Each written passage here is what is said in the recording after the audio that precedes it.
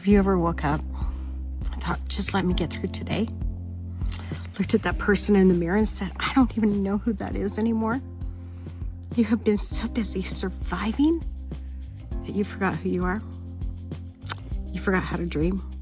You forgot how to do anything more than survive. If that is you, I'm just Janae, and this is Dreams Don't Expire.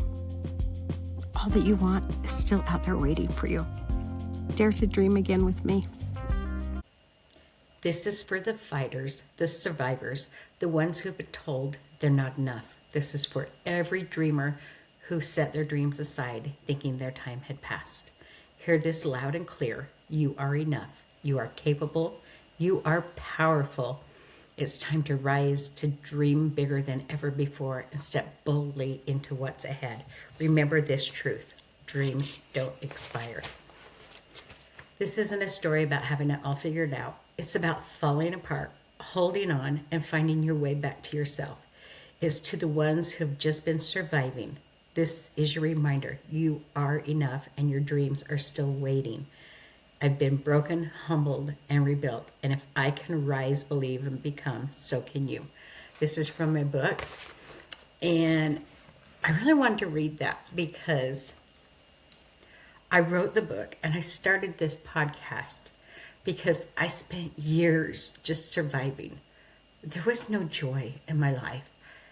I had moments of happiness, watching my grandson do something, watching my children or my husband. There were moments, but most of my day was spent trying to make sure we had enough food, trying to make sure everybody else was taken care of. I was just getting by. And I looked at all these people who looked like they had their lives so together. They looked so worthy and like they had huge confidence and unstoppable belief in themselves. And I thought I was alone. I thought I was the only one who felt stuck. The only one who thought she wasn't enough, who thought she wasn't worthy. One day in my journey to become more, I seen this lady. She was a CEO of a $1 billion business talking about how unworthy she felt. And I remember thinking, if she can feel unworthy with everything she accomplished, maybe there's not something as wrong with me as I think there is. Maybe I just need to quit surviving and start living. And so that's what I did. I started living. But my passion was to make sure nobody else ever thought they were alone in feeling less than, in being so stuck in survival that they didn't live. And so I wrote the book and I started this podcast because I want you to know you are not alone. Doesn't mean you have to stay where you're at, but you're not alone in how you feel. We've all felt that at one time or another. So I like getting uncomfortable because the only way to grow is to get out of your comfort zone, right? And that means change. And I love change because when I was surviving, there was no change. I was just stuck. Every day felt like it was the same, day after day after day, right? Every day I had nothing to look forward to as far as I was concerned. And so if I'm not changing, I feel like I'm getting stuck again and I'm going to go back to survival mode. And for me, that's the worst place I could be because it sucked the life out of me. It sucked my soul dry. Every time I do something that's changed, it reminds me I am not surviving anymore. I am not that girl who is stuck in a life that she can't get out of. It wasn't that I needed to change my marriage or to anything major like that. Have y'all seen that hamster wheel that goes around and like they don't know how to jump off? That's how I felt. I was in this cycle of survival that I didn't know how to jump off. I had so much responsibility in taking care of people that I felt like if I started taking care of me, I'd be letting everybody down. Here is a truth I need you to hear. You can take care of others better when you take care of yourself first. And don't apologize for it. It's taken me a long time to learn that.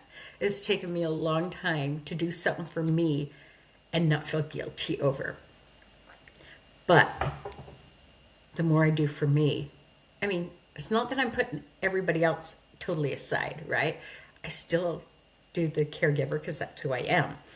But I've learned not to apologize for taking a moment for myself. And I realize I'm worth the time and the effort and the money to take care of myself. I find I get more confident.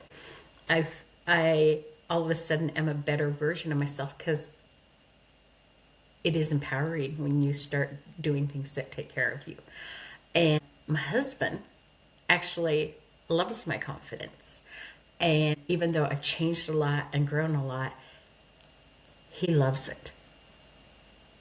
Not everybody is going to be in your corner on that.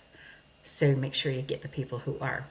But as I was growing and learning to take care of myself and learning not to apologize, because the first that I was taking care of myself, it was always with an apology. Hey, I'm sorry, but I'm going to go, do this thing for me. I'm sorry, I'm going to go get my hair cut.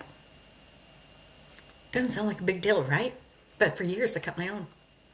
So to go take the time and the money and spend it on me was huge. And I apologized for it. Now, nobody expected an apology or even necessarily wanted an apology, but my guilt was so big that they all got it. Why do we do that to ourselves? Why do we think we aren't as deserving as others for the basic things in life? Getting a haircut wasn't asking for anything major, right? But I had made my world so small that getting a haircut was major. So, if that's where you are, I'm here to tell you, you don't have to stay there.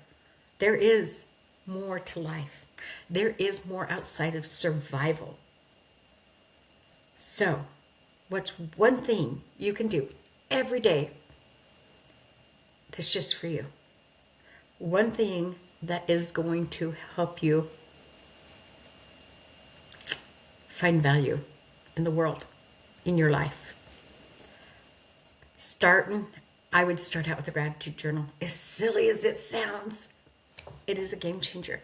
And it's going to help you not feel like you're in survival mode as much. It's going to help you change your attitude. Because here's the thing. When I was in survival mode, I was taking care of my son who's in a wheelchair. I was working 3 days in assisted living. I was babysitting my grandson 2 days a week. And I was taking my father-in-law back and forth to his chemotherapy treatments, usually 2 days a week, sometimes only one.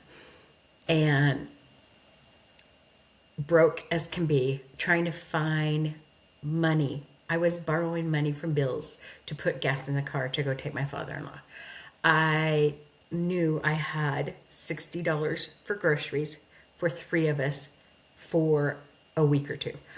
And so $5 made a difference in my life. $5 could give me anxiety. And I felt so stuck.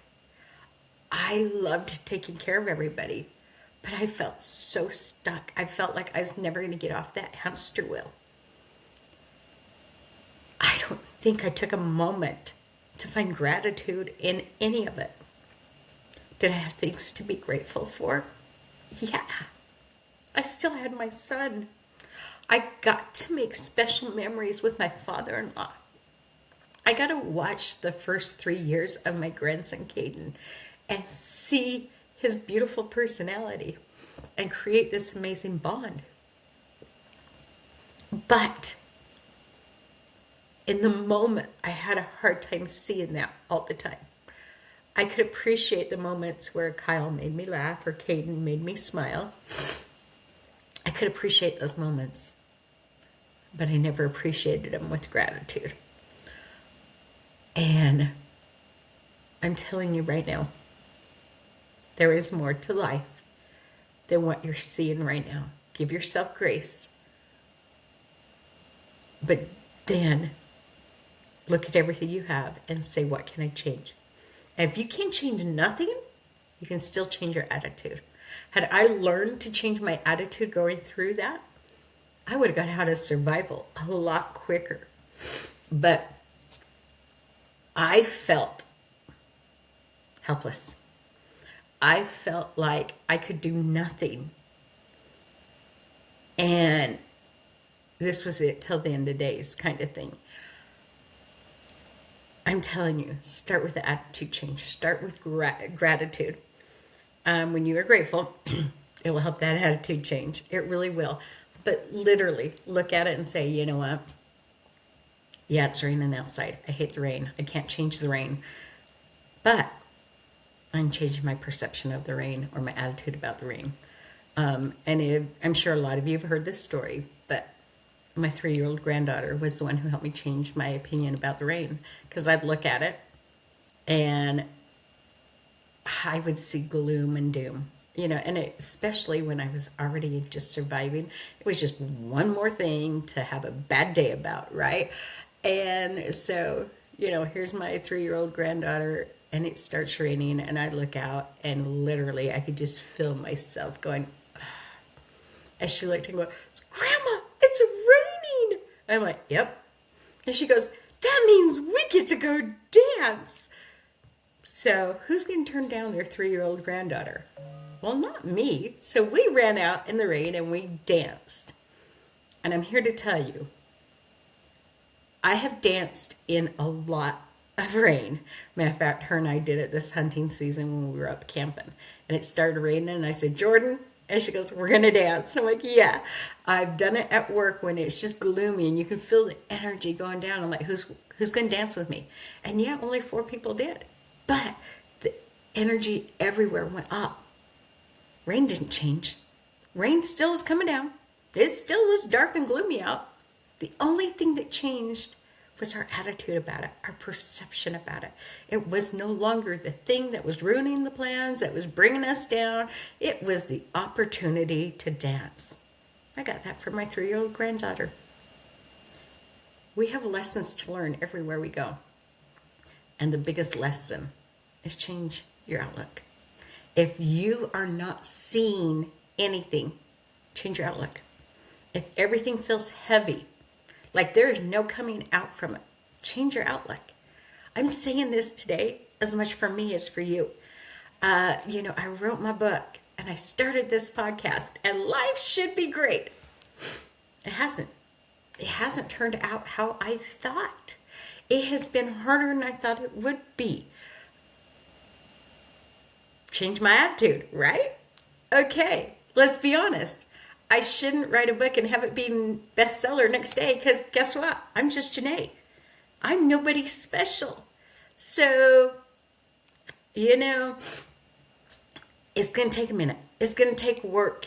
It is going to take an attitude adjustment, apparently.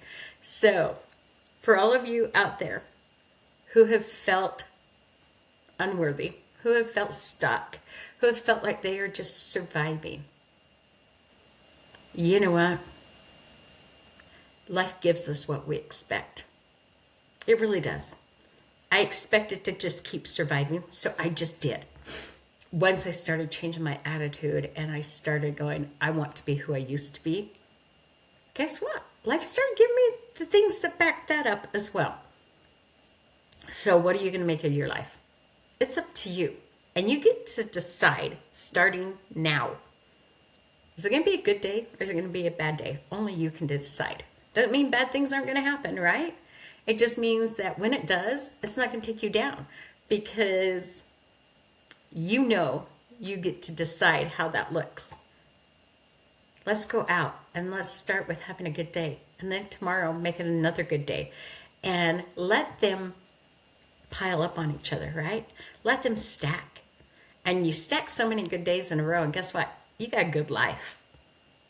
I may not always have everything work out exactly how I expected it to, but it always works out how it's meant to be.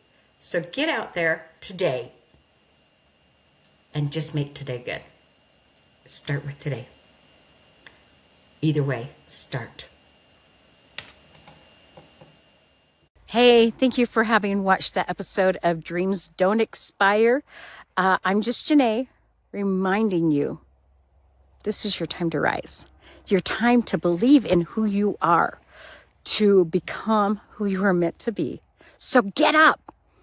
Go after those dreams, because guess what? You deserve them.